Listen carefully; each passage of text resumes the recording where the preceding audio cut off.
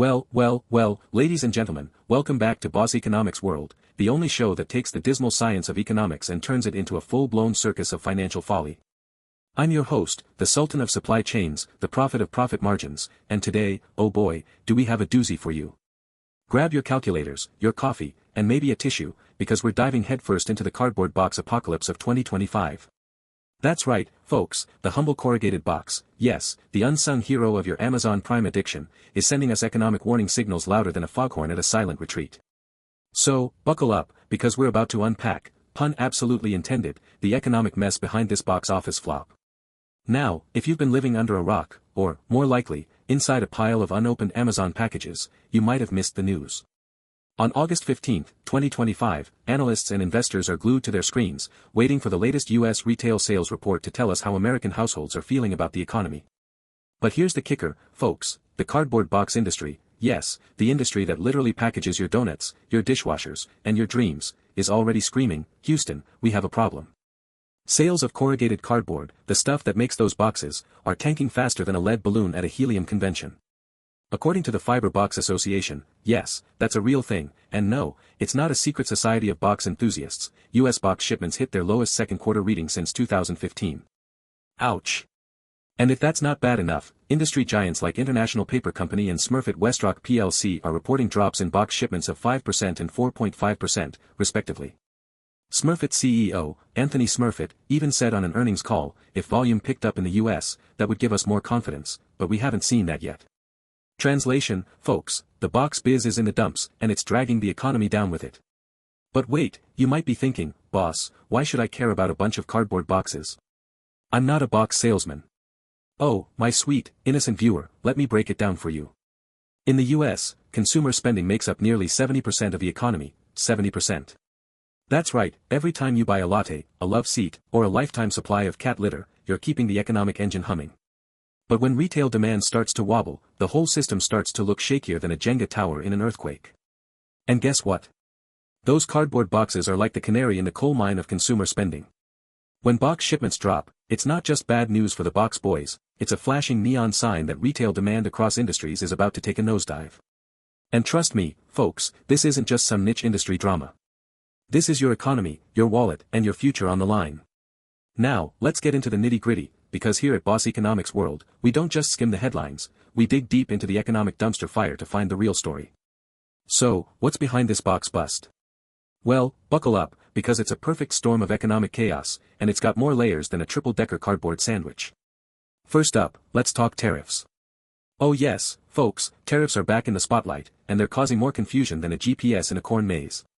President Donald Trump's mixed messaging on tariffs has companies scratching their heads, wondering how these levies will hit their costs and long-term demand. Are tariffs going up? Down? Sideways? Nobody knows. And while they wait for clarity, businesses aren't stocking up on bulky packaging. Why would they? It's like buying a wedding dress before you even have a date, risky, expensive, and probably a bad idea. Even couriers like FedEx and UPS are feeling the heat, refusing to give their usual full-year guidance because, as UPS CEO Carol Tomé put it, consumer sentiment in the US is near historic lows. Yikes, folks, that's not exactly the kind of confidence that keeps the economy chugging along. But wait, there's more. Let's zoom out from the tariff tantrum and look at the bigger picture, because this box slump is just the tip of the economic iceberg. Consumer demand for goods, especially the big, box-heavy stuff, is drying up faster than a puddle in the Sahara. Take housing, for example. Low housing turnover means fewer people are moving, which means fewer people are buying refrigerators, couches, and other big-ticket items that need, you guessed it, boxes. According to the National Association of Realtors, U.S. existing home sales in 2025 are projected to hit their lowest level since 2010, with a measly 4.1 million transactions. Compare that to the peak of 6.5 million in 2021, and you've got a housing market that's colder than a polar bear's picnic.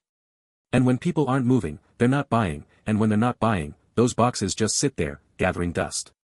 And it's not just housing, folks. Even the grocery store, yes, the sacred temple of snacks, is feeling the pinch. Bloomberg intelligence analyst Ryan Fox dropped a bombshell, saying organic growth in consumer goods is just not happening. Instead, we're seeing promotions like buy 2, get 2 free, or even buy 2, get 3 free. Just to move inventory. Now, I don't know about you, but when I see deals like that, I don't think, wow, what a bargain. I think, wow, they must be desperate. And desperate times, my friends, do not a healthy economy make.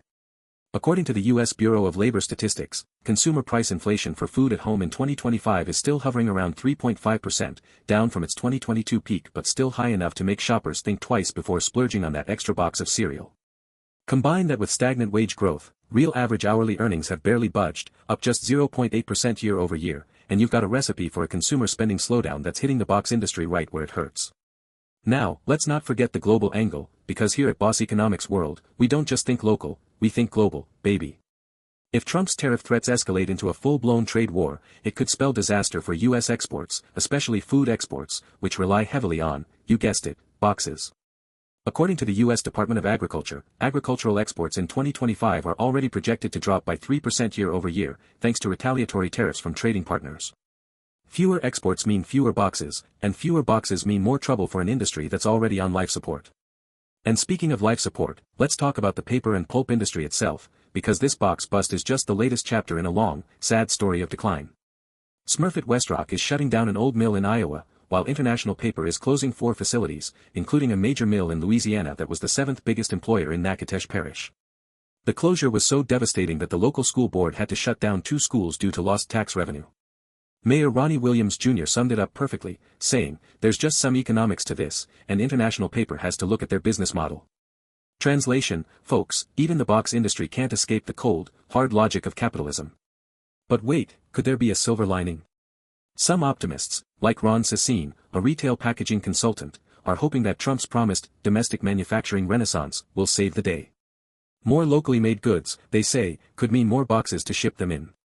But here's the catch, folks, even if that happens, it might not be enough to offset the drop in imports, which often arrive in bulk shipments that need to be repackaged, a process that's box-intensive.